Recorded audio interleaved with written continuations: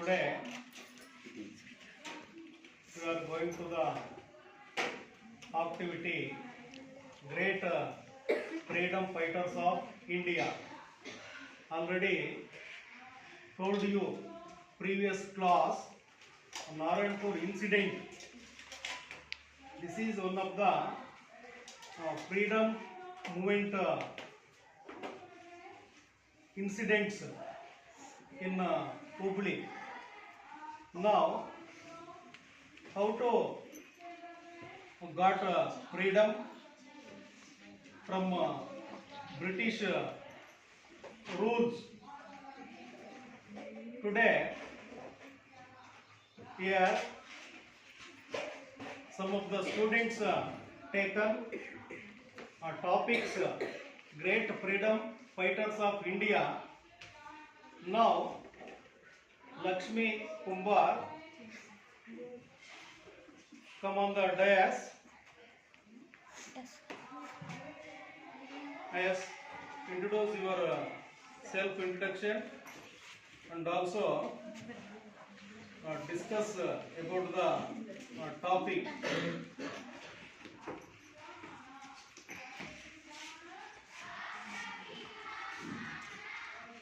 English ಶಿಕ್ಷಕರು Narayan incident ಪಾಠವನ್ನು ಬಹಳ ಚೆನ್ನಾಗಿ ನಮಗೆ ಅರ್ಥವಾಗುವ ರೀತಿಯಲ್ಲಿ ಹೇಳಿದ್ದಾರೆ. ಅದರಲ್ಲಿ ಬರುವಂತಹ ಕ್ಯಾರೆಕ್ಟರ್ಸ್ ಮತ್ತು ಆ ಪಾಠವನ್ನು ಚೆನ್ನಾಗಿ ಅರ್ಥ ಮಾಡಿಸಿದ ನಂತರ ನಮಗೆ ಕೆಲವು ಟಾಸ್ಕ್ಗಳನ್ನು ಕೊಟ್ಟಿದ್ದಾರೆ. ಆ ಟಾಸ್ಕ್ಗಳನ್ನು ನಾವು ಮತ್ತು ನಮ್ಮ ಫ್ರೆಂಡ್ಸ್ ಮಾಡ್ತಾ ಇದ್ದೀವಿ. ನನಗೆ ಬಂದಿರ್ತಂಥ ಟಾಪಿಕ್ ಯಾವುದಂತಂದ್ರೆ Jawaharlal Nehru.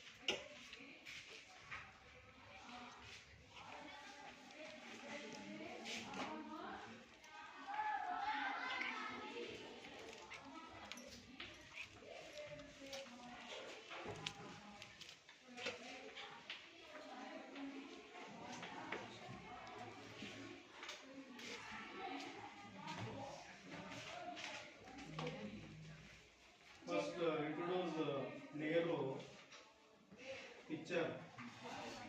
This is the Nehru ji ka picture. Photo All of either. you look at the picture. All the students. Yes. Okay.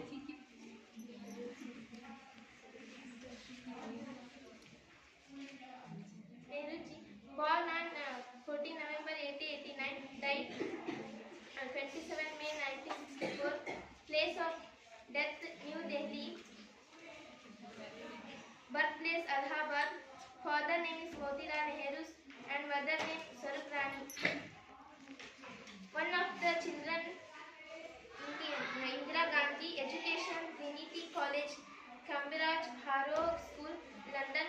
Miss of Court. Award is Bharat Ratna. Memorial Shantinivan New Delhi.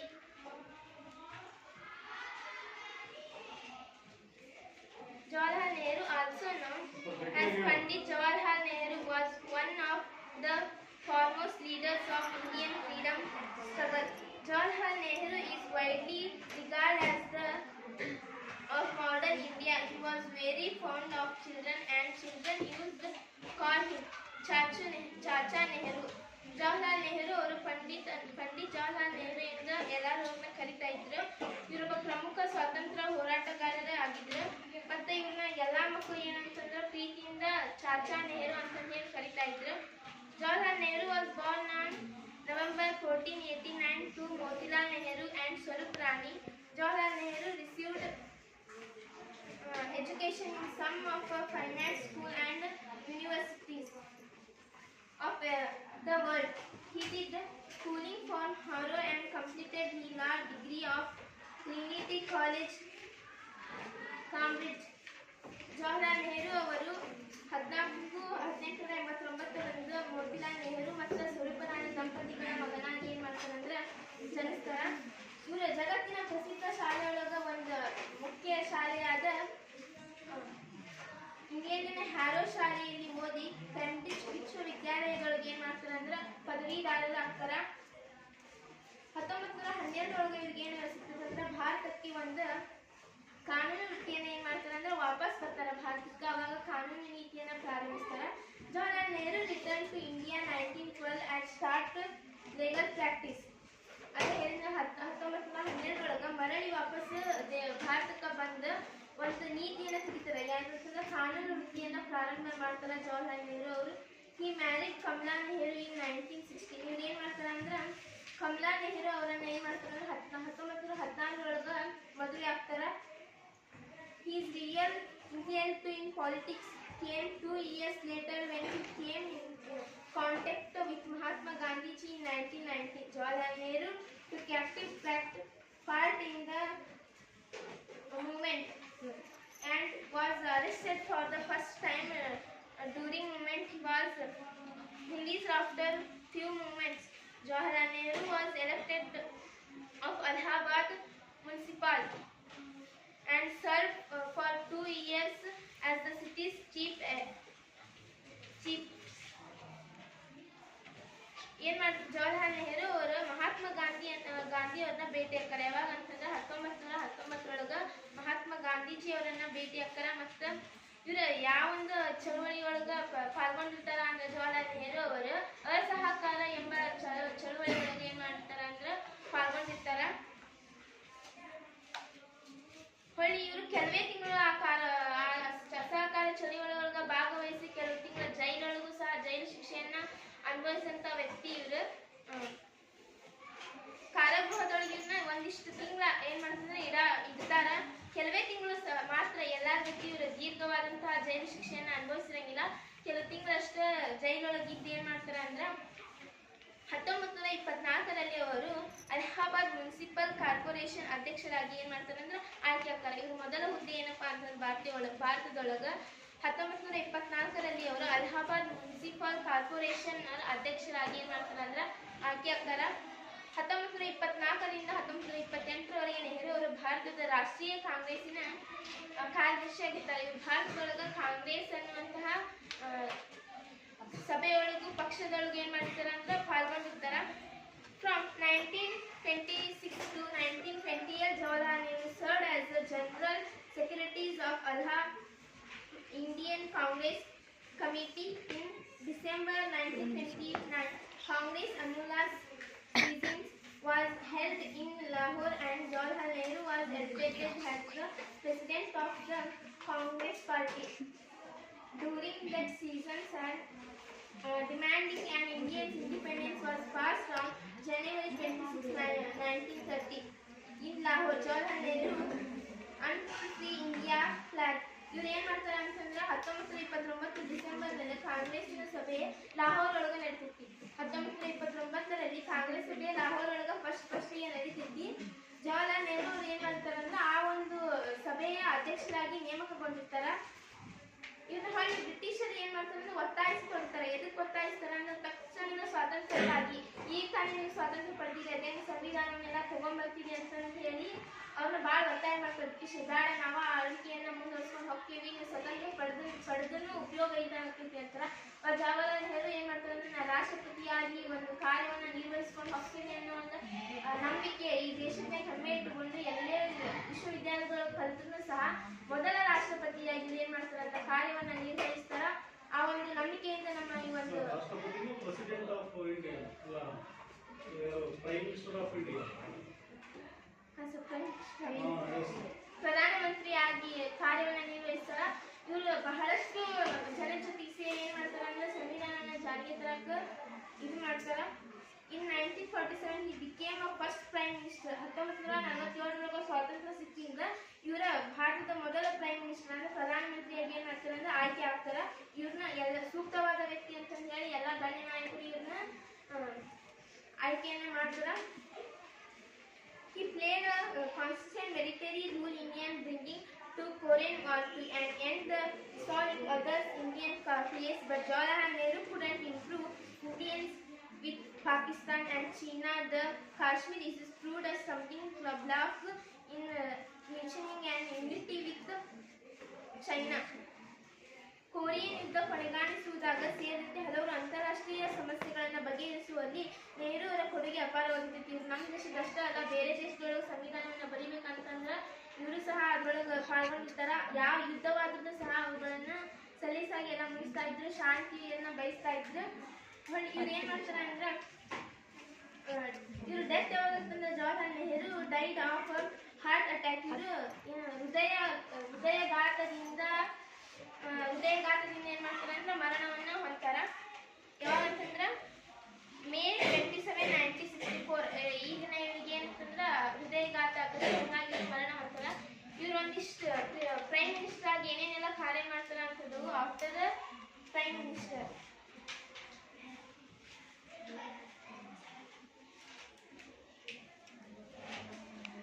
So become a prime minister. He imparted in community permission values and he passed on a library security confident unity. He by adopting the first 5 years plans. ಇವರು starting ಏನಿರ್ತಲ್ಲ 5 ವರ್ಷದ ಪ್ಲಾನ್ಗಳನ್ನ ಬಹಳ ಚೆನ್ನಾಗಿ ಭಾರತಕ್ಕೆ ಕೊಡುಗೆಯನ್ನ ಕೊಟ್ಟು ಹೋಗ್ತಾರ ಅಂತ ಹೇಳ್ಬೋದು. ಪಂಚವಾರ್ಷಿಕ ಯೋಜನೆಗಳನ್ನ ಸರ್ ಎಂ ವಿಶ್ವೇಶ್ವರಯ್ಯ ಮತ್ತು ಇವರು ಸೇರಿ 5 ವರ್ಷನ ಚೆನ್ನಾಗಿ ನಡೆಸ್ಕೊಂಡು ಹೋಗಿ ಒಂದು ಕೊಡುಗೆಯನ್ನ ಕೊಟ್ಟು ಹೋಗ್ತಾರ. He passed away May 27, 1964. ಯಾವಾಗ ಅಂತಂದ್ರೆ 27 ಇವ್ರ ಡೆತ್ ಆಗ್ತಿರ್ತೈತಿ. ಯಾವಾಗಂದ್ರೆ ಹಾರ್ಟ್ ಅಟ್ಯಾಕ್ ಇಂದ ಡೆತ್ ಆಗ್ಬಿಡ್ತೈತಿ. ಭಾಳ ಕೊಡುಗೆಯನ್ನು ಕೊಟ್ಟು ಹೋಗ್ತಾರೆ. Thank you.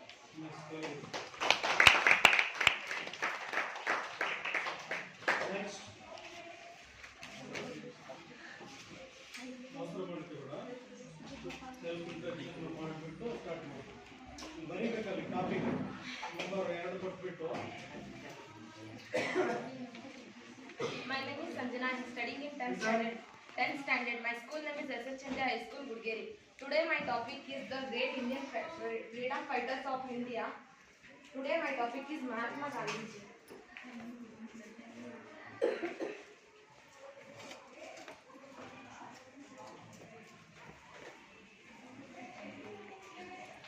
Very good topic given to you.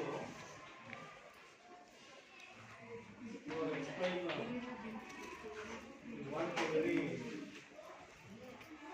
successful. He was the Mahatma Gandhi. See that picture. Yes. All of you look at the picture. Who was Mahatma Gandhi ji? Father of Once again repeat, father of Nation. nation. Yes. Mohandas Karamchand Gandhi was born into a Diwan family at Porbandar, otherwise known as Sudampur in Gujarat, on the 2nd October 1869. He was the fourth and last child of Karamchand Gandhi, after known as Kaba and Putali Bai. Mohini, as young Mohandas was now was a nervous child. Mohini started schooling in Rajkot.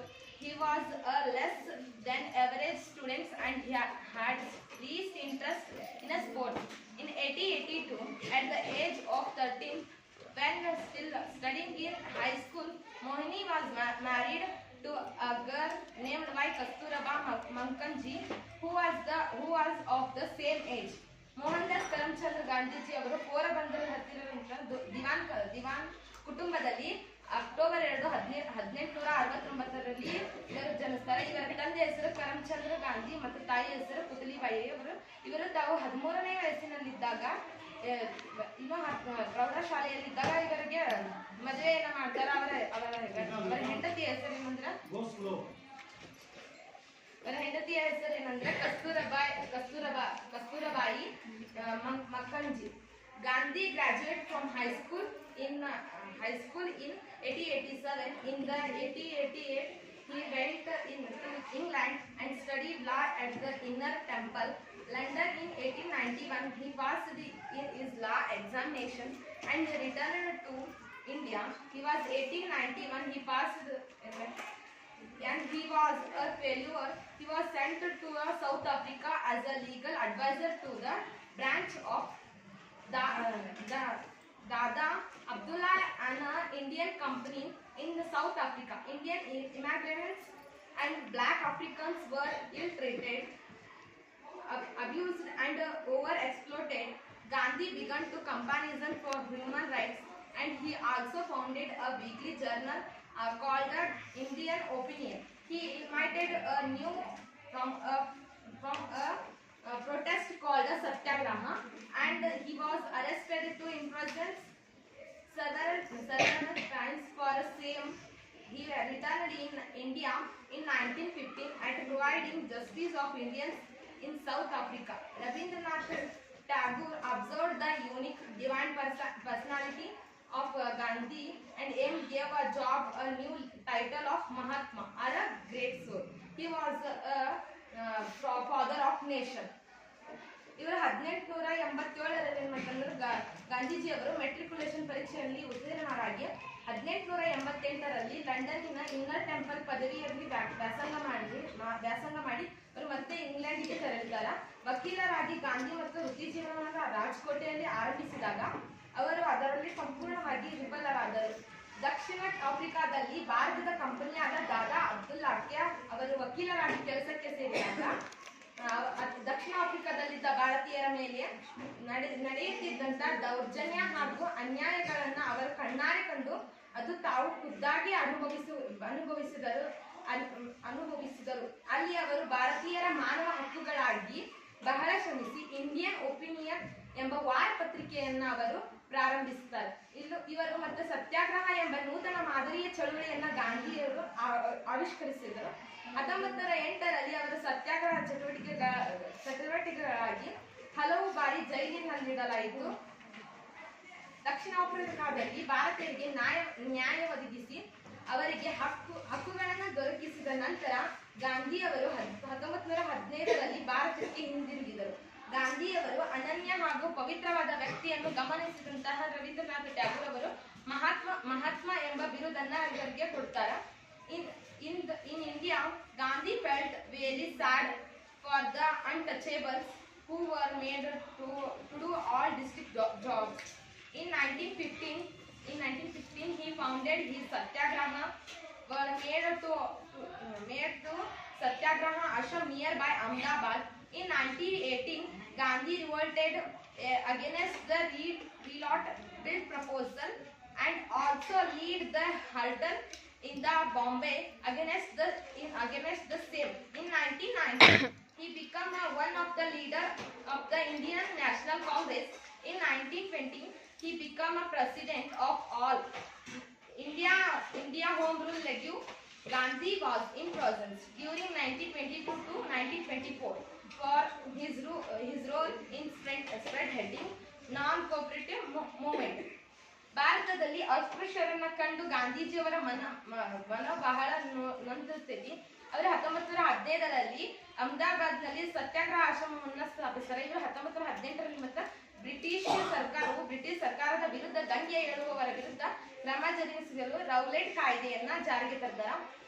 ಇದರ ವಿರುದ್ಧ ಗಾಂಧೀಜಿ ಮತ್ತು ಅವರ ಅನುಯಾಯಿಗಳು ಬೊಂಬಾಯಿಯಲ್ಲಿ ಹರತಾಳ ನಡೆಸಿದರು. 1919ರಲ್ಲಿ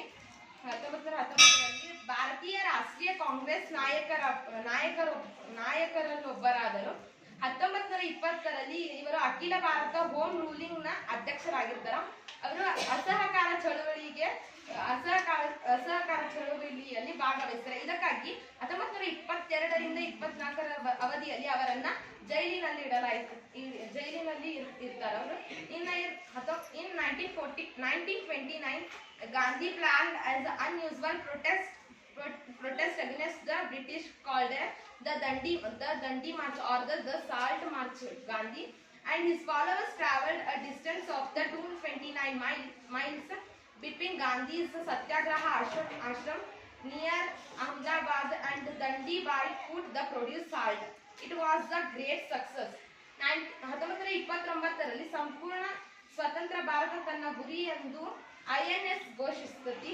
ಅದೇ ವರ್ಷದಲ್ಲಿ ಗಾಂಧೀಜಿ ಅವರು ಉಪ್ಪಿನ ಸತ್ಯಾಗ್ರಹವನ್ನ ವಿನೂತನವಾಗಿ ವಿಭಿನ್ನ ರೀತಿಯಲ್ಲಿ ಚಳುವಳಿಯನ್ನ ಪ್ರಾರಂಭಿಸಿದ ಬ್ರಿಟಿಷರ ವಿರುದ್ಧ ನಡೆಸ್ತಾರೆ. ಇದಕ್ಕಾಗಿ ಏನ್ ಮಾಡ್ತಾರೆ ಅಂದ್ರೆ ಗಾಂಧೀಜಿ ಅವರು ತಮ್ಮ ಸ್ನೇಹಿತರ ಜೊತೆಗೆ ಆಶ್ರಮವಾಸಿಗಳು ಸಹಚರರೊಡನೆ ಅಹಮದಾಬಾದ್ನ ತಮ್ಮ ಸತ್ಯಾಗ್ರಹ ಆಶ್ರಮದಿಂದ 229 ಮೈಲಿ ದೂರದಲ್ಲಿದ್ದಂತ ದಂಡಿಯವರೆಗೆ ಪಾದಯಾತ್ರೆ ಕೈಗೊಂಡು ಅಲ್ಲಿ ಉಪ್ಪನ್ನ ತಯಾರಿಸಿದ್ರು. ಆಗ ಅಲ್ಲಿ ಉಪ್ಪಿನ ಸತ್ಯಾಗ್ರಹ ಯಶಸ್ವಿಯಾಗಿ ಮೂಡಿಬರ್ತೈತಿ. In 1931, Gandhi visited London for the Round Table Conference on the future of India. In 1942, the British politician Sir Stafford Cripps came to India with the plan Indian Union. The INS turned down the Cripps' proposals and passed a resolution urging the British to quit India movement. Gandhi and other leaders were arrested for their anti-British activities. ಭಾರತದ ಭವಿಷ್ಯದ ಎಂಬ ವಿಷಯದ ಸಲುವಾಗಿ ಲಂಡನ್ನಿನಲ್ಲಿ ಆಯೋಜಿಸಲಾಗಿದ್ದಂತಹ ದುಂಡು ಮೇಜಿನ ಸಭೆಯಲ್ಲಿ ಪಾಲ್ಗೊಳ್ಳಲು ಇವರು ಲಂಡನ್ಗೆ ತೆರಳಿದ್ದಾರೆ. ಇಂಡಿಯನ್ ಯೂನಿಯನ್ ಎಂಬ ಯೋಜನೆಯೊಂದಿಗೆ ಸರ್ ಸ್ಟಾಫರ್ಡ್ ಕ್ರಿಪ್ಸ್ ಎಂಬ ಬ್ರಿಟಿಷ್ ರಾಜಕಾರಣಿ ಭಾರತಕ್ಕೆ ಬಂದರು. ಕ್ರಿಪ್ಸನ್ ಯೋಜನೆಯನ್ನು INSಗೆ ತಳ್ಳಿ ಹಾಕಲಾಯಿತು. ಗಾಂಧೀಜಿಯವರು ಭಾರತ ಬಿಟ್ಟು ತೊಲಗಿ ಎಂಬ ಘೋಷಣೆ ಎಂದು ಬ್ರಿಟಿಷರ ವಿರುದ್ಧ ಸವಾಲೆರಿಸಿದರು. ಇನ್ನು ಗಾಂಧಿ ಹಾಗೂ ಇನ್ನಿತರ ನಾಯಕರನ್ನು ಸ್ವಾತಂತ್ರ್ಯ ಹೋರಾಟಗಾರರನ್ನ ಬ್ರಿಟಿಷರ ವಿರುದ್ಧ ಚಟುವಟಿಕೆಗಳಾಗಿ ಬಂಧಿಸಲಾಗುತ್ತದೆ. In 1944, Gandhi lost his soulmate Kasturba. His health deteriorated. British released him from jail. Finally, on 15th August 1947, he became independent. Mahatma Gandhi was assassinated by a Hindu fanatic, Nathuram Godse, on 13th January 1948. 1944ರಲ್ಲಿ ತಮ್ಮ ಪ್ರಾಣಸಖಿಯಾದಂತಹ ಕಸ್ತೂರಬಾ ಅವರನ್ನ ಕಳ್ಕೊಳ್ತಾರ. ತರುವಾಯ ಅವರ ಆರೋಗ್ಯವು ಕ್ಷೀಣಿಸಲ್ಪಡ್ತೈತಿ. ಕಾರಣ ಅವರನ್ನು ಬಂಧ ಮುಕ್ತಗೊಳಿಸ್ತಾರೆ. 1947 August 15ರಂದು ಭಾರತಕ್ಕೆ ಸ್ವತಂತ್ರ ಬರ್ತೈತಿ. ನಾಥೋರಾಮ್ ಗೋಡ್ಸೆ ಇವನು 1948 ಜನವರಿ 30ರಂದು ಏನ್ ಮಾಡ್ತಾರೆ, ಗಾಂಧೀಜಿ ಅವರನ್ನ ಹತ್ಯೆಗೈತಾರೆ. Thanks.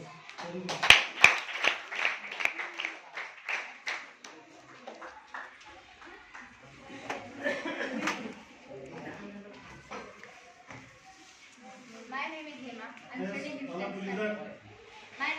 I'm studying in 10th standard. The school name is Sanjay High School. Today my topic is Lal Bahadur Shastri. Door close ಮಾಡಪ್ಪ. ಏನ್ ಪಾಪ.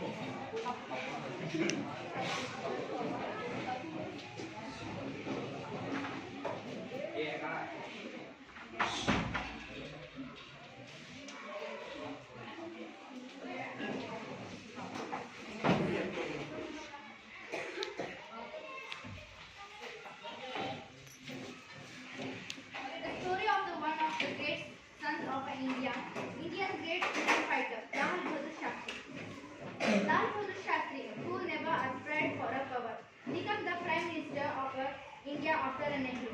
Lal Bahadur Shastri ಅವರು ನಮ್ಮ ಗೆಳತಿ ಹೇಳಿದಾಗೆ ನೆಹರು ಅವರು ನೆಕ್ಸ್ಟ್ ಪ್ರಧಾನಮಂತ್ರಿ ಆದವರೇ ಲಾಲ್ ಬಹದ್ದೂರ್ ಶಾಸ್ತ್ರಿ ಅವರು. ಇವರಿಗೆ ಇನ್ನೊಂದು ಹೆಸರು ಅಂದ್ರೆ ಧೈರ್ಯ ಅಂತಂದ್ರೆ ಇನ್ನೊಂದು ಹೆಸರು ಅಂತ ಕರೀತಿದ್ರು ಇರಬಹುದು. Lal Bahadur Shastri was born on October 2, 1904. Gandhiji was born on the same date in 1869. ಇವರು ಅಕ್ಟೋಬರ್ 2, 1904ರಂದು ಹುಟ್ಟುತ್ತಾರೆ. ಇನ್ನೊಂದು ವಿಪರ್ಯಾಸ ಏನಂದ್ರೆ ಗಾಂಧೀಜಿ ಕೂಡ ಸೇಮ್ ಡೇಟ್ ಅಕ್ಟೋಬರ್ 2ರಂದೇ ಹುಟ್ಟಿರ್ತಾರ. ಅದರ ವರ್ಷಗಳು ಮಾತ್ರ ಚೇಂಜ್. ಇವರು ಮುಲಾರ ಎಂಬ ಸ್ಥಳದಲ್ಲಿ ಉತ್ತರ ಪ್ರದೇಶದ ಜಿಲ್ಲೆಯಲ್ಲಿ ಹುಟ್ಟುತ್ತಾರ. ಶಾರದಾ ಪ್ರಸಾದ್ ಅಂಡ್ ದುಲರಾ ದೇವಿ. ಅವರ ತಂದೆ ತಾಯಿಯ ಹೆಸರು ಶಾರದಾ ಪ್ರಸಾದ್ ಮತ್ತು ದುಲರಾ ದೇವಿ. Has a boy. ಸಣ್ಣಂದಿದ್ದ ವಯಸ್ಸಿನಿದ್ದಾಗ Lal Bahadur Shastri was a brave, kind and full of courage and vitality. ಅಂದ್ರೆ ಇವರು ಸಣ್ಣ ವಯಸ್ಸಿನಿದ್ದಾಗ ಇವರು ಬಹಳ ಧೈರ್ಯವಂತರಾಗಿದ್ದರು ಹಾಗೂ ಬುದ್ಧಿವಂತರು ಮತ್ತು ತುಂಬಾ ಕರುಣಾಳು ವ್ಯಕ್ತಿ ಆಗಿದ್ರು ಅಂತಾನೆ ಹೇಳಬಹುದು. Lal Bahadur Shastri was born on Mughalai, Uttar Pradesh and passed away on January 11, 1966. ಇವರು 11 ಜನವರಿ 1966ರಲ್ಲಿ ನಿಧನವನ್ನು ಹೊಂದುತ್ತಾರೆ.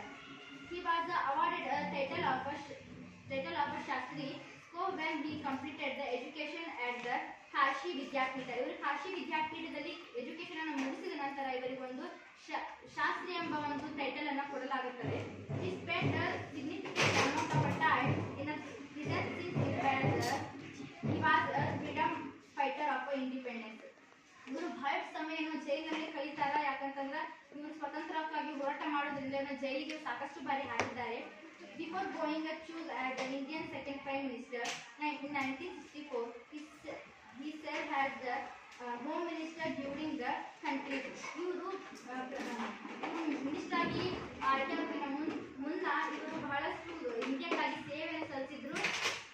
During the country independence in 1965 he invented the circular of the Jai Jawan Jai Kisan which still used today also. ಇವರು ಒಂದು 1965ರಲ್ಲಿ ಒಂದು slogan ಅನ್ನು ಹೇಳ್ತಾರೆ, ಜೈ ಜವಾನ್ ಜೈ ಕಿಸಾನ್. ಅದು ಈಗಲೂ ಕೂಡ ಬಹಳ ಚಾಲ್ತಿಯಿದೆ ಅಂತ ಹೇಳ್ಬಹುದು. Lal Bahadur Shastri was prime minister. He lived a simple life. ಇವರು ಪ್ರಧಾನಮಂತ್ರಿಗಳಾಗಿದ್ರು ಕೂಡ ಬಹಳ ಸರಳ ಜೀವನವನ್ನು ಜೀವಿಸುತ್ತಿದ್ರು ಅಂತ ಹೇಳ್ಬೋದು. ಆಸ್ ಅ ರೈಲ್ವೆ ಮಿನಿಸ್ಟರ್, ಇವರು ರೈಲ್ವೆ ಮಿನಿಸ್ಟರ್ ಆಗಿದ್ದಾಗ it travel by the second class. ಇವರು ರೈಲ್ವೆ ಮಿನಿಸ್ಟರ್ ಆಗಿದ್ರು ಕೂಡ ಸೆಕೆಂಡ್ ಕ್ಲಾಸ್ ಟ್ರೈನಲ್ಲಿ ಸೆಕೆಂಡ್ ಕ್ಲಾಸ್ ಬೋಗಿಗಳಲ್ಲಿ ಕೂರ್ತಾ ಇದ್ರು. And he also worked hard to improve the management. ಇವರು ಬಹಳ ಪರಿಶ್ರಮದಿಂದ ಕೆಲಸವನ್ನು ಮಾಡ್ತಿದ್ರು. ಯಾಕಂತಂದ್ರೆ ಅವರ ಬಹಳ ಕೆಲಸದಲ್ಲಿ ಬದಲಾವಣೆ ತರಬೇಕು, ನಮ್ಮ ಸುಧಾರಣೆ ಮಾಡಬೇಕು ನಮ್ಮ ಮ್ಯಾನೇಜ್ಮೆಂಟ್ನಲ್ಲಿ ಅಂತ ಹೇಳಿ. Of the railways and to eliminate thief on the train. ಅಂದರೆ ಕಳ್ಳರು ಟ್ರೈನಲ್ಲಿ ಬರುವಂಥ ಕಳ್ಳರನ್ನು ತಡೆಗಟ್ಟಲಿಕ್ಕೆ ಅವರು ಬಹಳ ಪರಿಶ್ರಮವನ್ನು ಪಡ್ತಾರೆ. Yes, okay, thanks. Thank you.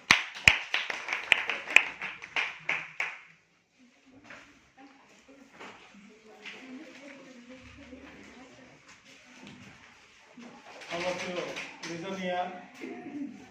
Already our students, 3 students self-introduce and talk about the topic Jawaharlal Nehru, Mahatma Gandhi ji and Lal Bahadur Shastri ji. ನೋಡಿ, great freedom fighters in our India. Bharat ಸ್ವಾತಂತ್ರ್ಯವನ್ನು ಪಡ್ಕೊಂಡಿರ್ತಕ್ಕಂಥದ್ದು ಸುಮ್ಮನೆ ಅಲ್ಲ. ಲಕ್ಷಾಂತರ ಸಾವಿರಾರು ಜನರು ಅಲ್ಲಿ ಪ್ರಾಣ ತ್ಯಾಗವನ್ನು ಮಾಡಿಬಿಟ್ಟು ಇವತ್ತು ನಮಗೆ ಏನು ನಾಳೆ ನಾವು ಆಚರಣೆ ಮಾಡ್ತಾ ಇದ್ದೀವಿ ಆಗಸ್ಟ್ 15, ಅದು ಅವರ ಒಂದು ಹೋರಾಟದ ಪ್ರತಿಫಲ. ಸೊ ಇಂಥ ಒಂದು ಟಾಪಿಕ್ ಬಗ್ಗೆ ಮಾತಾಡಿದಂತಹ ನಮ್ಮ ಶಾಲಾ ವಿದ್ಯಾರ್ಥಿನಿಯರಿಗೆ ಹೃತ್ಪೂರ್ವಕವಾದ ವಂದನೆಗಳನ್ನು ಸಲ್ಲಿಸ್ತಾ ಇವತ್ತಿಗೆ ಈ ಒಂದು ಚಟುವಟಿಕೆ ಎಂಡ್ ಆಗ್ತದೆ. ನಾಳೆ ಉಳಿದಂಥ ಚಟುವಟಿಕೆಯನ್ನು ಕಂಟಿನ್ಯೂ ಮಾಡೋಣ. ಓಕೆ.